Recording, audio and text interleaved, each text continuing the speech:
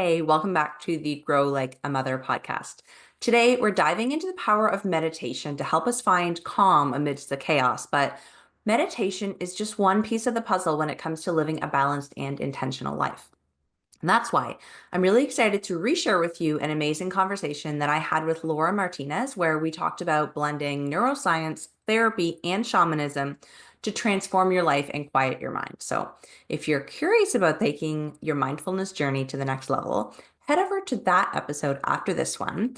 I link it in the show notes and it's packed with tools and inspiration. But for today, my guest, Katie, is a returning guest, a definite favorite who's been here on the Grow Like a Mother podcast before. Katie Krimitsos is the founder and CEO of Women's Meditation Network, which is a family of 20 meditation podcasts dedicated to helping women and kids find peace, presence, and purpose through guided meditations. Across the network, her episodes are downloaded an average of 4 million times each month, helping listeners around the world manage their stress and sleep better and create intentional lives. And because of that reach, she's recognized in the top 0.1% of all podcasts. We are so lucky to have her here again. Not only is she an amazing podcaster and successful businesswoman, but she's also rad. She's a really cool person underneath it all. Um, I'll give you a little bit more backstory. The creation of the Women's Meditation Network came during a transformative time in Katie's life. It was when she was pregnant with her second daughter, and she felt this deep call to sort of pause her prior business and allow space for something new, which I think a lot of us are feeling right now as we record this in January. So, in that quiet that she gave for herself, the vision for this meditation network emerged, and it kind of gave rise to her first podcast, which was Meditation for Women back in 2018. And since then, her journey has really been a testament to the power of slowing down and connecting within, embracing the beauty of imperfection along with it. So, I am really excited to have her on the show again today. Welcome me in joining Katie to the show. Welcome, Katie. I'm so happy to have you back. Jill, I'm so happy to be here. This is great. I love reconnecting, especially on with guests and episodes that really spoke to the audience like yours did. Yeah. And I think the idea of just easy access to calm and meditation and mindfulness is such a hot topic right now. So thanks for coming Yeah. back. Thank you so much for having me. Yeah, I want to sort of reintroduce everyone to you. Of course, I just read your bio, so they know like the nuts and bolts of who you are, but like, can you give us a little bit of a nugget? Like, what is I guess I want to dive into like, what is the essence of what you do? Like, what is it to you? What is it on like a soul level, not just like words on a page, you know? I love that that's your first question to me. Thank you so much. Um, the beating heart, the true soul of who I am in the world, and specifically how that flows through the Women's Meditation Network is that I want to know me. I want to know who I am. I feel like that's our number one job in this world. It's kind of the only job in this world. To know ourselves deeply, thoroughly, constantly, because we are always changing, we are always evolving. And in my true heart of hearts, I really believe that that is kind of like the answer to every problem that we have in the world. Because if we really truly know who we are, then we know how to walk through this world as the most beautiful, authentic, self expressed versions of ourselves. And when we do that, stress, we can see it for what it is, which is not really important, right? We can see priorities really, really easily. So we can show up as a parent that we want to be when we want to be that parent. We can we can give ourselves the nurturing love that we need and not pay attention to any shame or guilt that are actually really not helpful or efficient or worth our time or energy. We can really pour love into the people that we truly love and start separating the egos that want to show up to fight and make ourselves right and make them wrong, and like on such a intimate level and on a global level. Like to me, this is huge. So I say that because I've always been a very self-introspective person. I can remember journaling in, elementary and high school. And I have come to see that, and it's taken me a long time to see this. I'm 46 now, but I've come to see that that's sort of the line that has been common throughout my life on how I want to do life. I want to do it as the best expressed version of myself. Um, and and so in creating the Women's Meditation Network, that soul belief comes through in everything. And that's the why of why I create stuff. So I'm going to tell you, and I'll dangle the benefits of meditation, and I'll tell you how great it is for your body, your mind, your spirit. And it is. And ultimately, what it is for me, and the reason why I really, really am so driven to bring it to more and more people in this world, is because it's just an incredibly powerful tool to know yourself Hmm.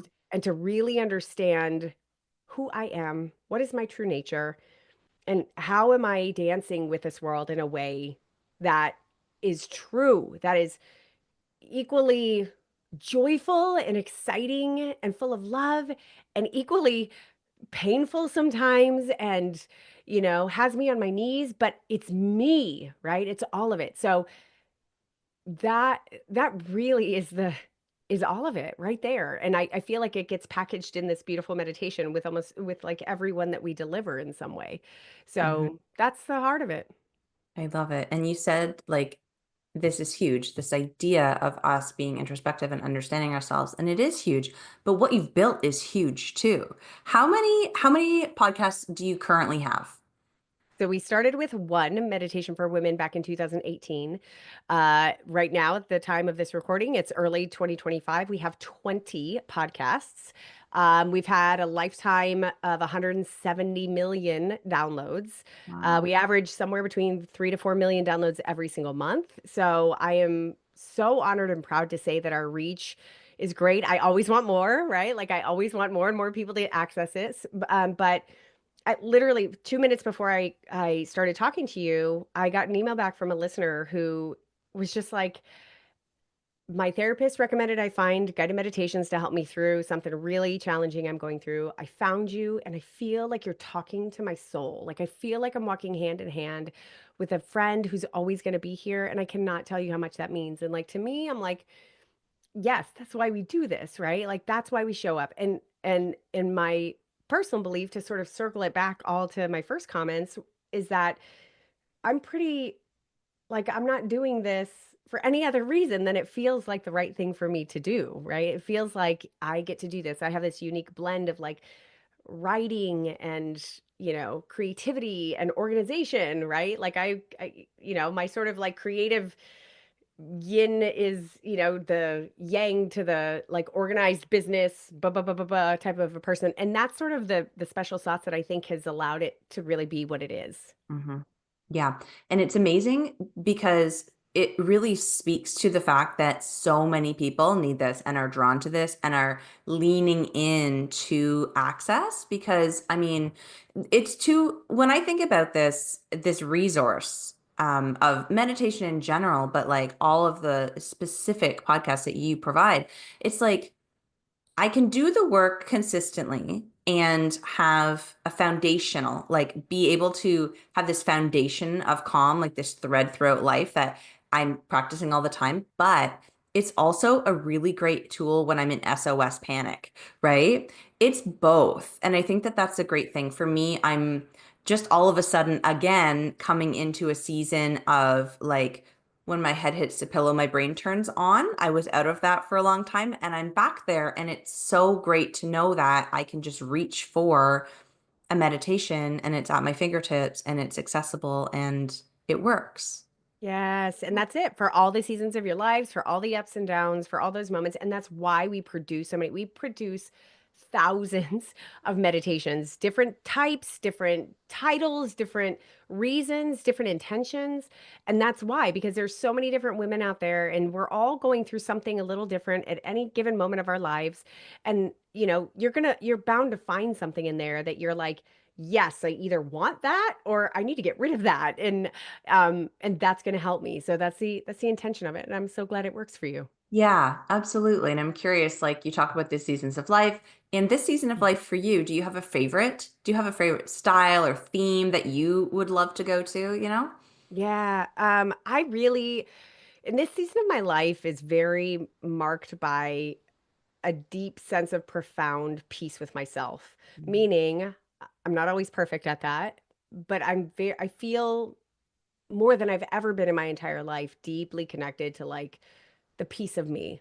And so when those little whispers of not good enough, an operating drive that I've got from childhood, right? And that can peek its ugly head in horrible moments, the little whispers of um scarcity, not enough money, not enough time, not enough anything, right?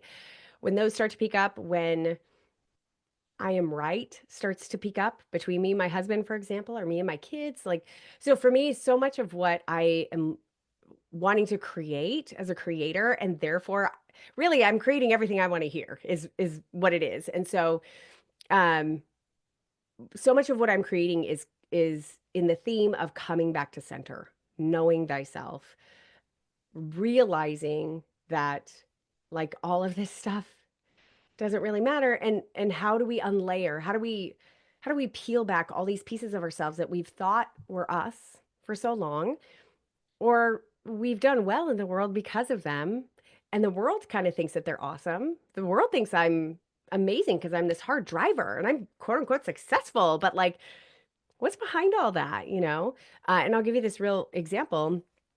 um this has been a never ending process, but a couple years ago I really kind of like came to this realization, and I saw in front of me like, oh my god, I mean, I've been a hard driver, I've been a goal oriented person my entire life, I have loved that about myself, it has served me very, very well. And at some point relatively early on in my entrepreneurial career, let's say 10 to 15 years ago, I kind of like was faced head on with the fact that perhaps there were some unhealthy things there. And Mm, perhaps that was actually not rooted in a true sense of my desires, but actually rooted in, oh, I got to fill something. I have to fill an emptiness that's here. Therefore, I need to achieve. I need to prove. I was one of six kids. I mean, it's your typical middle child syndrome. Like, I need to stand out. I need to prove that I'm good enough, right? And so over the years, over all these years, it's been a lot of like coming home to myself and realizing like, where is my tree of action in this particular example of like achieving or doing things? Like, where is that tree planted? Is it planted in the soil of not enough? So that tree has to constantly produce all the time in order to make me whole? Or is that tree planted in who I am, my true nature, my sense of wholeness? And if it is, then it's a true desire. So let that plant sprout all the roots and sprout all the fruit that it possibly can and grow as big as it possibly can. But that is a really conscious distinction to be able to do. Even now, I'm constantly like, we're at the beginning of the year, talking about like, I'm not all the, you and I agree on like, it's not new year, new you, but I am thinking about like, how do I want to dance with the world this year? And what's important for me, and what keeps coming up is like more me, more me, more me. So that's what I typically will continue to write into, because if I can help like on a mass scale, like let's just pretend these 4 million downloads, you and I in podcasting know that that doesn't equal 4 million individuals, right? Like one individual could listen 30 times a month. But like let's just pretend that that's 4 million individuals. If 4 million individuals are hearing that message on a regular basis of more me, more me, more me, then you have 4 million individuals living more authentic lives, making decisions that reflect that boldly, unapologetically, and that impacts everyone around them. In our cases, it impacts the kids, and the kids see mom being totally herself and unapologetic, and that impacts how they're growing up. So, yeah, for me, it's just I want to continue writing that in this particular season of my life because I feel it's so powerful. Like let's unlayer and get to the heart of you over and mm. over again. Yeah, I love how you speak to that ripple effect. It's on my mind constantly too. And I think that the basis of this whole podcast is that if you as mom, as individual, are able to heal and grow and learn and change in ways that feel authentic to you, then your kids get the benefit of that, right? And that's the reason. Like it's work. Even sitting down and listening to the meditations, it can feel passive, but it's not always, right? It's No. not. And the more you put into it with the introspective thoughts and the, pairing it with a journaling practice or like a some sort of something to do to understand the pieces that come up when you're meditating, um, the more you get out of it, right? Yes, exactly. Yeah. Yeah, and I love that we're thinking about the kids because my kids are learning how to do things like breath work in school right now. So they're in kindergarten and grade two, the younger ones, and they're learning um, box breathing and they're learning different strategies to help regulate themselves. And this fits in so beautifully. And you do some really awesome podcasts for kids as well. Can you talk to those a little? Yeah. Yeah. So, our last 5 podcasts that we launched, oh my gosh, I think it's been about a year, maybe a little over a year ago, were all around kids. And it was because moms were listening. And I was searching through my library of stuff every single night to meditate with my kids. I'm like, and so much of what I created for meditations that I would put out for women were meditations I created for my daughters. So I was like, let me just put those over here. Like, I'm creating these specially for kids. They're not your typical kids meditations, I think, which I think is really special, actually. I'm not having a character of Elsa, guide you through meditation. And those are amazing and awesome. And it's just very much me speaking to my daughters. That's really what these are. And so, similar messages, similar types of things. And so we have meditation for kids, sleep meditation for kids, and then we have like sleep sounds for kids, water nature sounds for kids, white noise for kids, because that's been just really helpful in my life as a mother, like being able to sort of like set a tone for nighttime or what have you. Um, and yeah, it is really special just introducing that into your family life as a normal thing. And like, it doesn't happen like, you know, hey guys, let's sit down and do this meditation together and like get all zen and then talk about our feelings. Like, that's not really how it happens. We've been meditating every night since for 6 years now, 6 or 7 years now. and and so what it does is it just familiarizes them with this concept of meditation, with this concept of self-awareness, so that when there's a real life thing, the language I'm using is understood. So I'll give you a real life example of this.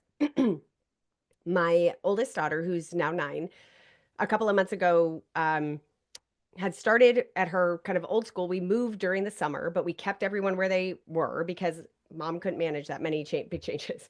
Um, and so, a couple months into her regular school, there was an opportunity for her to move over to her young sister's school. It's a private school, so it would have made things a lot easier, time wise, everything. And so but she loves her school. So I was like, listen, Sedona, here's this opportunity that we have. What do you think? And she's like, I don't know. Can we do kind of a shadow day? Would you like to go just try it out? She did. She loved it. And she came home and was like, I really want to change, but here are my thoughts. I'm gonna miss my school. And there's this one thing I wanted to do. Da, da, da. Anyway, so I said, listen, I'd like you to sit and kind of meditate on it a little bit. And what that means is I want you to sit down, I want you to take a couple breaths, I want you to close your eyes, and I really want you to listen for that voice inside of you. And what does the voice inside of you say? Like, try to get rid of all those thoughts, like, the pros and cons, like those are important, but for right now, put them aside and just listen. What does that voice inside of you really say? So sit down. I just left her in the corner of the kitchen for a couple minutes, and she came back to me right away. She's like, I want to move. I go, okay, let's do it. And so, like, that was such a beautiful moment of me not telling my daughter what to do, of empowering her to make her own decisions that are guided by her own inner voice. Now, Mhm. I had a big opinion on that. I really was so glad that she chose that because I really wanted that decision. But I would have honored her decision if she hadn't chosen that. So to me, like, it just is incorporating the entire energy of meditation and awareness and self-awareness into your family life, and it can help in big tough moments. Yeah, I mean, anything we can do to help our kids look inwards and trust that voice, trust their intuition, and build up the practice of them having opportunities to listen to it can be it can be so helpful because I'm noticing like even although, my son is autistic, so he has some different ways of viewing the world, but he's at an age now where he's stressing about making the right decision about something. Yes. And I'm like, "Oh my gosh, dude, like we need to just be able to like relax, let go of some of the anxiety around the right and the wrong, the good and the bad, the what ifs, the miss outs, and just listen to what your heart says. Even in small things like, oh my gosh, last night he was like, I think I want to sleep on the floor. And I'm like, not sure it's going to be super comfortable for you down there. And I don't want to come back in to tuck you into your bed. So if you want to sleep on the floor, you have to get yourself and your blankets back into bed. And he was like, "Oh God, I don't know." And he That freaked was a lot, right? like, I don't know what to do. And I'm like, okay. So it would be these moments too that are just everyday moments that don't have to be the big things. We can use these skills that we're learning through, tuning in, listening to ourselves, doing the quote, the work to be able to help make decisions and help guide our kids through that, in Yeah. a very real, everyday kind of way. Yeah. Because that builds the muscle for bigger and bigger moments, right? For them to be able to trust themselves. Mhm. I want to shift gears quickly because you were talking earlier about how you've got this sort of go-getter tendency, how you've got this really masculine drive that you're balancing with the feminine flow now and like bringing it all together in a way that feels really good. And so I'm curious, we're going to be releasing this episode in January, and the whole theme that I've sort of come together with for January for my podcast is goal setting. And I'm curious to know, do you do goal setting? How do you achieve, like you've achieved some really big things, and what does that look like, and has it changed now that you're more into this meditation world? It has changed tremendously over the years, not because I'm in the meditation world, but because I've changed and Mm, what I know to be true for myself has changed. Um, and I'll just give you some examples of some of the things that I've done. But yes, I'm a big goal setter. I have always been like, what do I want? How am I going to manifest it? Last year I was maybe 2 years ago, the past couple of years, I was very much into manifesting, right? Like, okay, what do I want? I'm going to see myself in it. I'm going to write it into the future as if it's already happened, and that has been very powerful for me. I am such a believer in that. It has manifested this business. It has manifested. We moved this year into like our forever home. Like it manifested the home. Like it's some serious stuff. That said, this year I had a lot I had a lot of shit happen this year, as we all do, right? And one of the big things that happened for me was that when we moved, it was my first time actually moving as like a real adult, like with kids, with things. And so it was intense. I had no idea. It was very intense. The whole process from start to finish was intense. And so once we moved in and it was in the middle of summer, like I went through a really dark time because I felt really far away from myself. I felt like, what do I even want? Kids were home all the time. I was out of routine and I started questioning, who am I? Do I just want to like give this all up and like go be a homesteader? Like make more babies and like grow our food on the farm. Like, is that what I want to do? Do I want to show up to this business anymore? I don't know. And it forced me very gratefully through this tunnel of intense self-questioning. And at the end of it, I feel like I came out I don't feel. I know I came out most definitely chiseled down, mm, meaning I chiseled away all those pieces of doubt, of not knowing, all of which I needed to take a look at, and all of which I looked at right before I knocked them off, right? And my big ahas at the end of that were like, oh, I am doing exactly what I meant to do. I love this work. I love that I've built a team. I love that I've built the that the success that the network has had impacts the team who does it. Like, I love that. I employ my sister full time. I love the fact that I get to be a part of her financial life and her doing work that she actually really like believes in, right? That's huge. I have other producers, writers, guides. Like, I love that I can contribute. What we're doing contributes to them. Not to even mention every single one of our listeners, right? Like, I am incredibly proud and like rooted in how special that is. So, my point in saying all this is once I left that season, I felt so much more at peace, so much more like rooted into who the hell I am and what I'm doing. Now, I'm telling you that story because it's impacted how I've done goals this year. Meaning, I didn't have like this goal session with myself or with my husband. Usually we do that. I didn't sit down like in years past. My girlfriend and I would get together and have like a goal setting weekend for the year, right? I didn't do any of that. We were flying home from Arizona on December 31st. And in a true moment of magic miracles, my kids were both, my kids are relatively older now, 6 and 9. So they were amused with whatever movie they were watching. My husband was amused. And I found myself going, I have time to write right now. So without planning it, I got out my notebook and I started writing just about what felt good. What do I want to live into this year? I am a big believer in making sure that you and the universe are known, like know each other in what my desires are and what would be awesome. And though I didn't do like those hardcore manifesting things that I've done in the past because I didn't feel like that was the right thing. What I felt was I am going to trust that I'm going to be guided because let's not pretend this year ain't going to be all like sunshine and rainbows. I already know that. We all already know that, right? And usually in January, I get so big on like the big, big goals and the best version of me. And I really immerse myself in that. So when I hit a wall, it's hard. Like it's shocking every year. um, so this year I was just like, I so trust myself. And I really want these things to happen or to occur. And also, I'm going to trust that I'm going to be guided in whatever direction I need to be guided in.